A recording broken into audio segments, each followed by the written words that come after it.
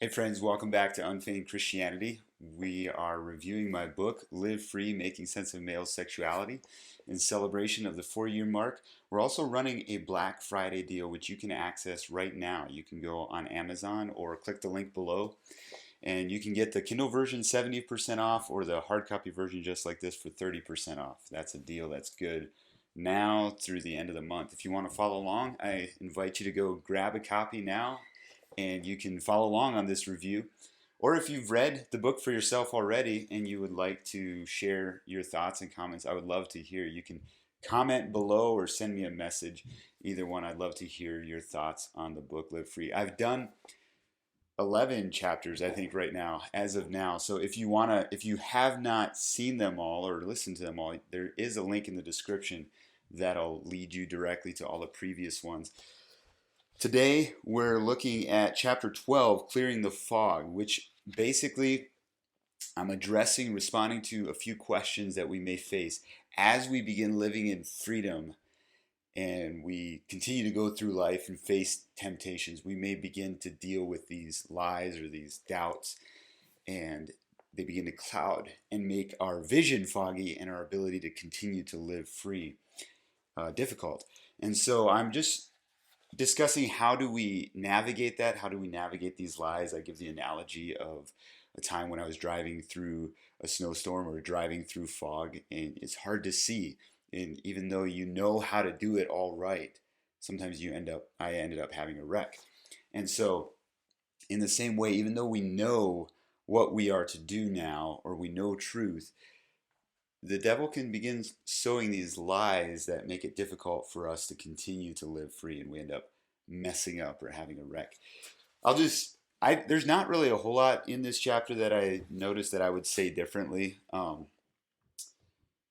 think the way I describe uh, God's atoning work, I would describe it a little differently. It sounds very penal substitutionary atonement, sort of, and that's not a full picture of how the Bible depicts God, Jesus's atoning work on the cross. So maybe some things like that, some theological things that I would say differently. I do address some things about sexual arousal, how people are biologically aroused, and the way I write it in the book, I can tell that I was learning some things about sexual arousal that caused me to temper how I said it, but I still kind of play into the stereotype that men are aroused by sight and women are aroused by something else. However, I in the book I refer you to a PDF that you can download that I wrote called Making Sense of Sexual Arousal.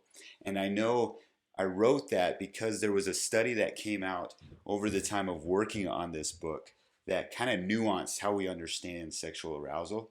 And so that PDF is just kind of discussing some of the findings in that study, and you can access that at thelivefreebook.com. It's a free PDF you can download. So go ahead and take advantage of that. That'll kind of flesh out this chapter a little bit further. But I'll just share with you the lies that I dealt with that I addressed in this chapter. These are just samples, examples of lies we might deal with, and then also how I resolve them. I'm not going to tell you about it here. You'll have to read the book to find that. But the way I resolve them, it's just what I did, how I dealt with them. But I share this just to give kind of a glimpse of how you could, with some of the lies you deal with.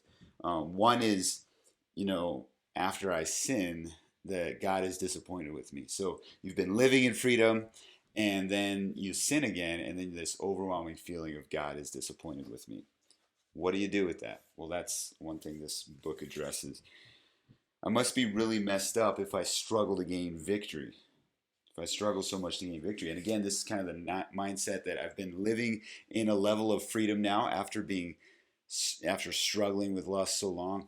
I'm living in a level of freedom, but then I stumble again, or I struggle with victory, with continual victory, and this lie that, man, I must be really messed up if this is really hard for me.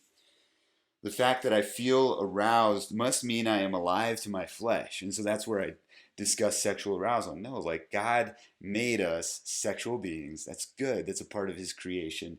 That doesn't mean you're alive to your flesh. It means you're a functioning human being. What do you do with that? Well, we address that.